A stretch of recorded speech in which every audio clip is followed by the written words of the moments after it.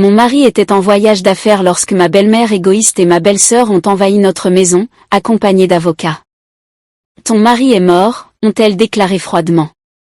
Il est décédé dans un accident de voiture, mais avant sa mort, il avait transféré cette maison à notre nom. Maintenant, sors. Je suis restée paralysée, l'esprit confus, essayant de prendre mon téléphone pour appeler David, mais il était éteint. Les avocats m'ont ordonné froidement de préparer mes affaires, et juste au moment où le désespoir m'envahissait, une silhouette est apparue à la porte, changeant tout en un instant. Ce moment allait bouleverser le cours de ma vie à jamais. Je m'appelle Estella, et voici l'histoire de la manière dont ma vie a pris des tournants inattendus, testant ma force et ma détermination. J'ai 36 ans, depuis les 8 dernières années, j'ai été mariée à David, l'homme que je croyais être mon pilier. Nous vivons dans une charmante maison ancienne à Seattle, que j'ai héritée de mes parents. Cette maison, remplie de souvenirs et de la chaleur de mon enfance, est récemment devenue un champ de bataille pour des dynamiques familiales que je n'avais jamais anticipées.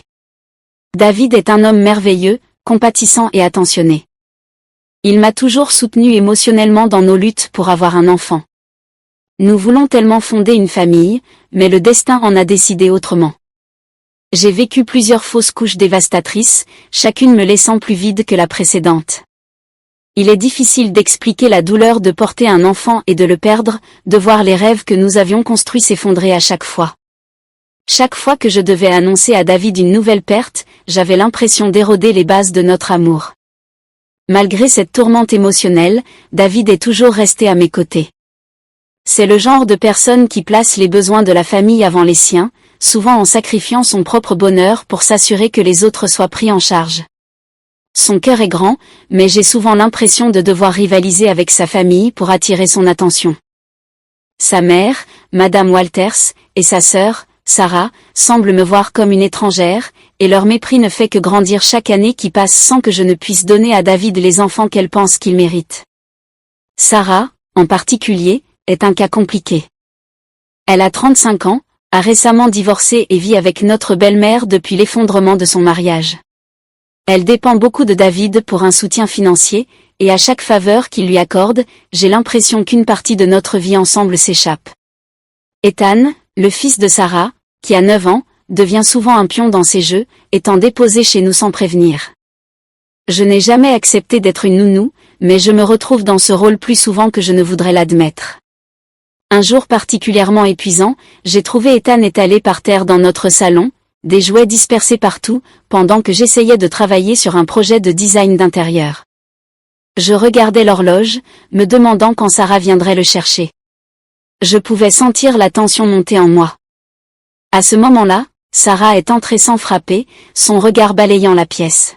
« Estella, tu pourrais t'assurer qu'Ethan fasse ses devoirs, dit-elle d'un ton désinvolte en se jetant sur le canapé. J'ai des choses à régler. Bien sûr, Sarah, ai-je répondu avec un sourire forcé, bien que la frustration bouillonnait en moi. Mais j'ai aussi des échéances à respecter aujourd'hui, ajoutai-je. Elle fit un geste de la main, indifférente. Là, tu t'en sortiras. Qu'est-ce que tu as vraiment d'autre à faire ici de toute façon? J'ai pris une grande inspiration, essayant de garder mon calme. Quand elle quitta la pièce, je ne pouvais pas me débarrasser de la sensation d'être traitée comme une servante gratuite plutôt que comme un membre de la famille. J'essayais d'aider Ethan avec ses devoirs, mais mon esprit revenait sans cesse aux remarques condescendantes de Sarah. David, de son côté, était souvent aveugle à la tension qui régnait dans notre maison. Il travaillait de longues heures, essayant de subvenir aux besoins de sa famille tout en me soutenant émotionnellement. Un soir, après une longue journée, il finit par me parler de ses projets. J'ai investi $150 000 dans un nouveau projet technologique, annonça-t-il, l'enthousiasme dans la voix. Je pense que ça va marcher, mais je vais devoir réduire le soutien financier à ma famille pendant un certain temps. Mon cœur se serra à l'entente de ces mots. Madame Walters et Sarah avaient toujours dépendu financièrement de lui, et je pouvais déjà anticiper les conséquences quand David leur annoncerait la nouvelle. Je remarquai une ombre passer sur le visage de Madame Walters, et Sarah laissa tomber sa fourchette au milieu du repas. « Qu'est-ce que tu veux dire par réduire ?» exigea Madame Walters, d'une voix pleine de reproches. « Nous comptons sur toi, David. » Je sais, Mais Estella et moi devons aussi planifier notre avenir, répondit-il d'une voix ferme mais douce. Lorsque David partit travailler le lendemain matin, Madame Walters m'attira à part. Tu comprends bien, ma chère, que si tu ne peux pas donner un enfant à David, il pourrait reconsidérer toute cette situation, me murmura-t-elle, ses paroles débordant de venin. Je sentis un nœud dans ma gorge, mais je réussis à répondre, David et moi sommes ensemble dans cette épreuve, nous trouverons une solution. Alors qu'elle s'éloignait en voiture, je restais là, debout sur le pas de la porte, les regardant partir, le poids de leurs attentes m'écrasant. Ma maison, autrefois un sanctuaire rempli d'amour, était devenue un lieu où la trahison et le ressentiment se cachaient dans chaque recoin. Les jours se transformèrent en semaines, et la tension à la maison ne cessait de croître. Sarah et Madame Walters devinrent plus exigeantes, et leurs remarques subtiles sur mon incapacité à concevoir me blessaient plus que n'importe quelle lame. Je me sentais comme un fantôme dans ma propre vie, hanté par des jugements silencieux. Un après-midi, alors que je préparais du café, je me retrouvais à regarder par la fenêtre, perdu dans mes pensées. Mon téléphone vibra, interrompant mes rêveries. C'était un message de David, m'informant qu'il devait partir pour un voyage d'affaires de quelques jours. Pendant son absence, j'espérais trouver un moment de paix pour organiser mes idées, mais la paix était un luxe que je ne pouvais me permettre. Ce soir-là, assise dans le silence, j'avais l'impression que le monde autour de moi se refermait. J'ignorais encore que la véritable tempête était à venir, et qu'elle allait détruire tout ce que je pensais savoir sur mon mariage et les personnes en qui j'avais le plus confiance. Sans que je le sache, pendant que David était parti, Sarah et Madame Walters tramaient un plan qui allait bouleverser ma vie. Plus les jours passaient, plus je sentais le poids d'une trahison imminente planer au-dessus de moi comme un nuage sombre, prêt à éclater. David était absent pour son voyage d'affaires depuis 3 jours, et chaque jour semblait durer une éternité. J'essayais de m'occuper avec mon travail, mais mes pensées revenaient sans cesse à Sarah et Madame Walters. L'atmosphère dans la maison semblait lourde, comme si les murs se refermaient sur moi. Je savais qu'elle complotait quelque chose, je le sentais. Le 2e jour, juste après avoir terminé un projet, je reçus une visiteuse inattendue.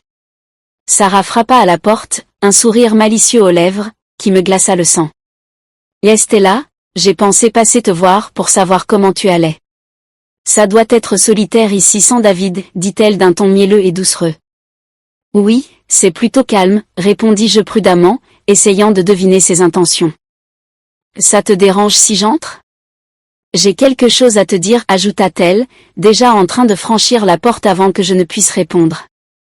Je fis un geste pour qu'elle s'asseye, mais elle préféra s'appuyer contre le comptoir, d'une posture décontractée mais calculatrice. Tu sais, Estella, j'ai beaucoup réfléchi à la famille ces derniers temps. C'est tellement important d'avoir des liens solides, surtout quand il s'agit de propriété et d'héritage, dit-elle en plissant les yeux. Mon estomac se noua. Qu'est-ce que tu veux dire, demandai-je, essayant de garder un ton détaché. Oh, rien de spécial, juste qu'il faut parfois s'assurer que tout est en ordre, surtout pour l'avenir. Tu sais ce que c'est, garantir que tout aille aux bonnes personnes, répondit-elle, sa voix teintée de condescendance. Ses paroles flottèrent dans l'air comme une brume épaisse. J'avais envie de la pousser pour obtenir plus de détails, mais je craignais aussi ce que je pourrais découvrir. Écoute, Sarah, je te remercie pour tes préoccupations, mais David et moi avons tout sous contrôle. Elle haussa les épaules, avec un sourire faux imprimé sur le visage. Bien sûr, je pensais juste qu'un petit conseil ne ferait pas de mal. La conversation semblait être un piège, et quand elle partit, un sentiment de malaise m'envahit. J'essayais de l'oublier, mais ce sentiment oppressant dans mon estomac refusait de disparaître. Cette nuit-là, je me retournai dans mon lit, incapable de me débarrasser de l'impression qu'un événement important allait se produire. Le lendemain matin, je me réveillai avec un message de David me demandant comment se passaient les choses à la maison. Je répondis en essayant de garder un ton léger, mais je ne pus m'empêcher de mentionner la visite étrange de Sarah. J'attendis anxieusement sa réponse, mais elle ne vint pas tout de suite. Au fil de la journée, une autre visite inattendue se produisit. Cette fois, c'était Madame Walters. « Estella, ma chère, j'espère que tu vas bien, dit-elle en entrant dans ma maison sans attendre d'invitation. « Bien sûr, Madame Walters. » Qu'est-ce qui vous amène ici, demandai-je, la voix tendue. Je voulais juste voir comment tu te portes. Tu sais, comme David n'est pas là, je pensais que tu pourrais avoir besoin de compagnie, dit-elle, tandis que ses yeux parcouraient la pièce, comme si elle évaluait tout ce que je possédais. Merci, mais je suis bien, juste occupée avec le travail, répondis-je, essayant de raccourcir la conversation. Elle ne saisit pas l'indice, au lieu de cela, commença une longue tirade sur les valeurs familiales, la loyauté et l'importance de rester unis, surtout en période difficile. Ses paroles avaient un ton insidieux, comme si elle essayait de semer le doute dans mon esprit. Et tu sais, ma chère, dit-elle, changeant légèrement de ton, la famille, c'est tout. Il est crucial de s'assurer que les bonnes personnes héritent de ce qui leur revient de droit. Je sentis un frisson me parcourir l'échine. Qu'est-ce que vous voulez dire par là, demandai-je, en me forçant à rester calme. Oh, rien de bien important, juste un petit conseil, répondit-elle avec un sourire qui n'atteignait pas ses yeux. On ne peut jamais être trop prudente. Je hochai la tête, rejetant ces paroles comme une simple tentative de manipulation. Je savais ce qu'elle essayait de faire. Elle voulait me déstabiliser, mais je n'avais aucune idée à quel point ses plans allaient loin. Les jours passèrent, et avec chaque heure, la tension continuait de croître. David rentra à la maison tard le 4e jour, épuisé mais soulagé d'être de retour. « Comment ça s'est passé ?» demanda-t-il en me prenant dans ses bras. « Tout s'est bien passé, mais il y a eu quelques visites étranges de Sarah et de ta mère, avouai-je, en essayant de garder un ton léger. »« Étrange comment ?» insista-t-il, l'inquiétude se dessinant sur son visage. Elle semblait étrangement intéressée par notre avenir et ce que cela signifie pour la famille, répondis-je, observant son expression changer. David soupira, passant une main sur sa nuque. Elles peuvent être dominatrices parfois, mais ne t'inquiète pas pour elles. Nous construisons notre vie ensemble, et c'est ça qui compte. Mais, au fond de moi, je ne pouvais pas me débarrasser de l'impression que quelque chose allait terriblement mal. Juste au moment où je pensais pouvoir enfin respirer, la porte d'entrée s'ouvrit brusquement, et je fus surprise par une vision inattendue. Sarah et Madame Walters étaient là, accompagnées d'un groupe d'avocats, leurs expressions emplies de détermination. « Estella, dit Sarah d'une voix froide et calculée, nous devons parler. » Avant même que je ne puisse répondre, les avocats commencèrent à déployer des documents, clarifiant leurs intentions. Mon cœur battait à tout rompre en réalisant que le moment que je redoutais tant était finalement arrivé. La tempête éclatait, et j'étais totalement désarmée face au chaos qui s'annonçait. « Et David, que se passe-t-il » demandai-je d'une voix tremblante. « Reste calme, Estella, dit David, visiblement sous le choc. À cet instant, je compris que tout était sur le point de changer, et le poids de la trahison pesait lourdement dans l'air.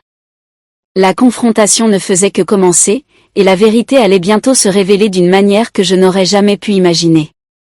La tension était palpable, tandis que Sarah et Madame Walters restaient à l'entrée, entourées d'avocats, tous tenant des dossiers remplis de documents. Mon cœur battait la chamade alors que je me tournais vers David, qui paraissait tout aussi déconcerté. « Estella, commença Sarah d'un ton faussement doux, nous devons discuter de certains sujets très importants concernant la maison. » Un frisson me parcourut l'échine. « Que veux-tu dire ?» demandai-je, en essayant de garder ma voix stable. L'un des avocats fit un pas en avant, s'éclaircissant la gorge. « Madame Walters et Mademoiselle Walters sont ici pour présenter des documents légaux concernant la propriété de cette maison. Nous avons des raisons de croire qu'elle a été transférée à Madame Walters par David avant son décès prématuré. » Quoi ? Suffoquai-je, incapable de comprendre ce qui se passait. David n'est pas mort. Le visage de David blêmit. C'est absurde. Je suis là, en vie. Ignorant ses protestations, l'avocat continua.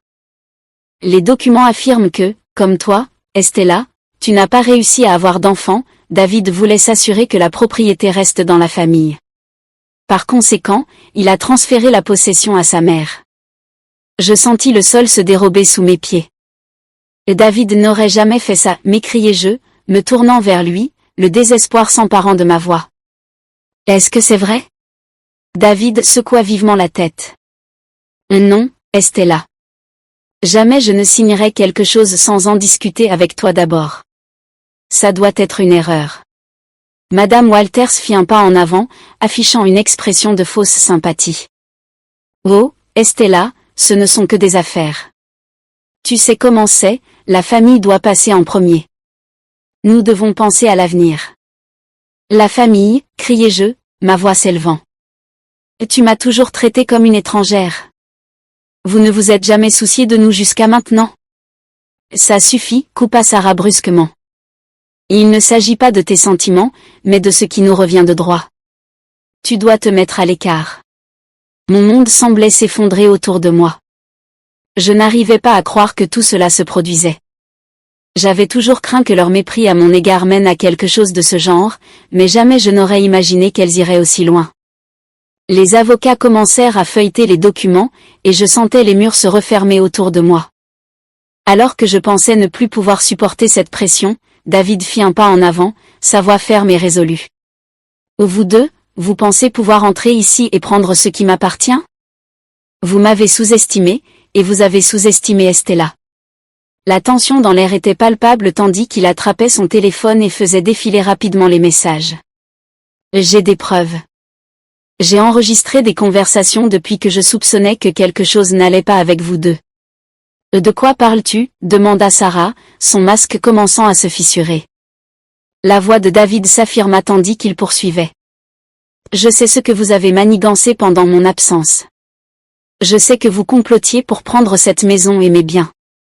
Le visage de Madame Walters devint rouge de colère, et elle s'approcha de David. Et tu n'as pas le droit de parler ainsi à ta mère. Tu es en train de dramatiser. Dramatiser, répondit-il, incrédule. Ce sont vous deux qui avez comploté derrière mon dos. Je ne vais plus vous laisser me manipuler. Alors qu'il révélait les enregistrements, j'écoutais, le cœur battant, les voix de Sarah et de Madame Walters résonnaient dans la pièce.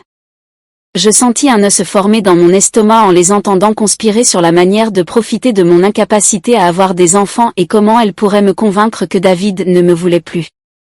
Non, gémis-je, les larmes me montant aux yeux. Une vague de trahison et de colère me submergea à l'égard de la mère et de la sœur de David. À chaque nouvelle conversation enregistrée qui défilait, les visages de Madame Walters et de Sarah blanchissaient, et l'assurance arrogante avec laquelle elles étaient entrées disparaissait peu à peu. Ce n'est pas fini, David, murmura Sarah d'une voix basse et menaçante. Tu vas le regretter. Mais avant que je ne puisse répondre, David avait déjà appelé la police. Je souhaite signaler une fraude et une conspiration, dit-il fermement, sa voix calme, alors que les sirènes se faisaient entendre au loin. Madame Walters me lança un regard désespéré. Et Estella, je t'en prie, ne laisse pas cela arriver. Nous sommes une famille, nous pouvons régler ça.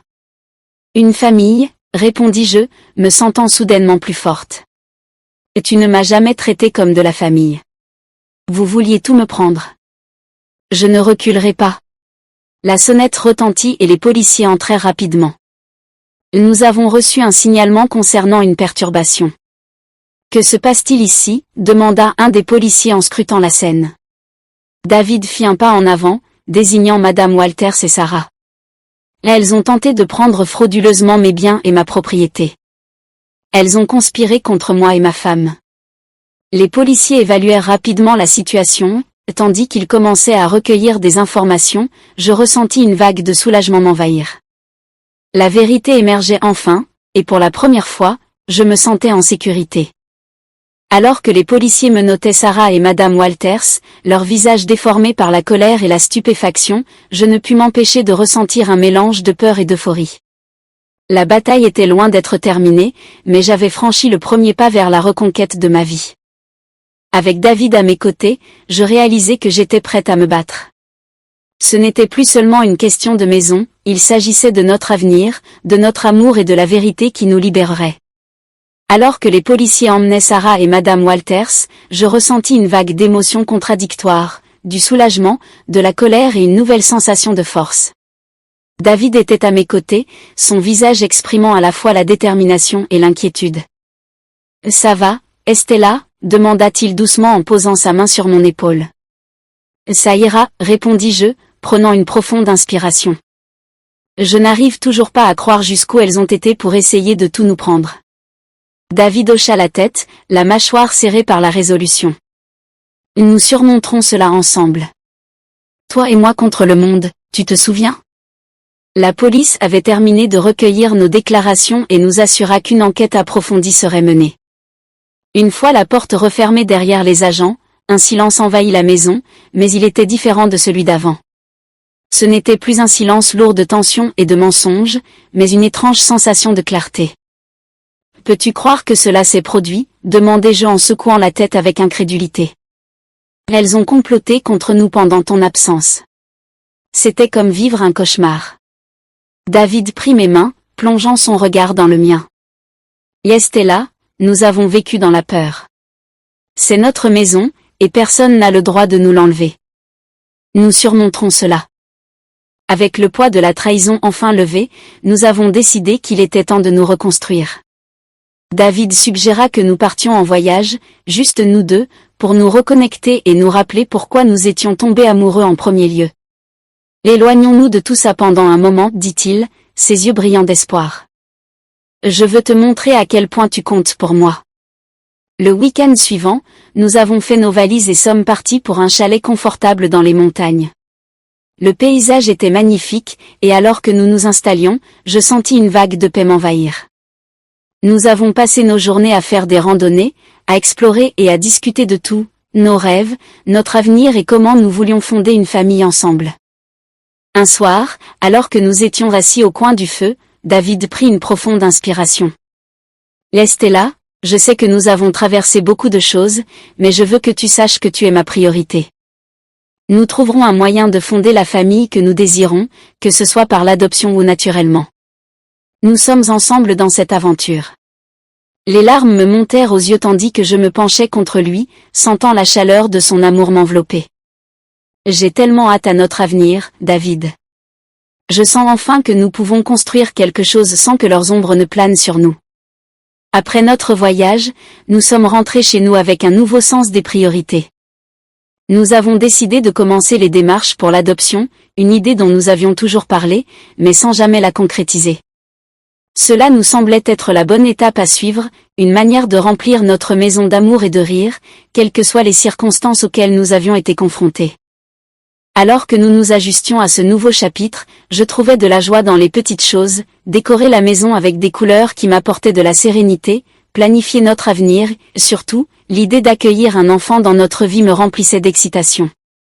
Les souvenirs de Sarah et de Madame Walters laissaient place à l'espoir de ce qui nous attendait. Notre existence n'était plus obscurcie par la déception ou les mensonges, au contraire, elle brillait des opportunités qui se présentaient à nous. David et moi étions plus forts que jamais, prêts à embrasser notre nouveau départ et toutes les aventures qu'il nous réservait. Finalement, j'avais compris qu'il faut parfois se battre pour ce que l'on aime. Cette épreuve m'avait transformée, mais elle avait également mis en lumière l'intensité de notre lien. En fermant la porte sur le passé, je savais que nous étions prêts à affronter l'avenir, main dans la main, avec des cœurs entrelacés et remplis d'amour.